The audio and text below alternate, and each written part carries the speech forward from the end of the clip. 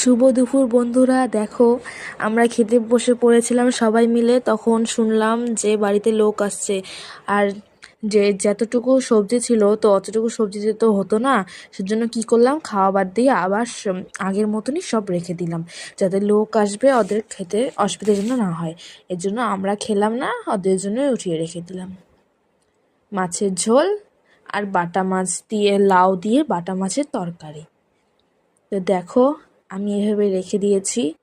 তোমাদের যদি কেউ আসে ভাত খাওয়াবো, ভাত খেতে বসার সময়, তখন তোমরা এভাবে উঠিয়ে নিয়ে রাখবে, তাহলে আর কোনো অসুবিধা হবে না।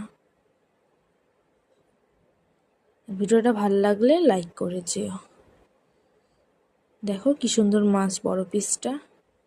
আবার রেখে দিলাম, খেতেও পারলাম না লোকগুলোর জন্য। তোর ভাল লাগে না।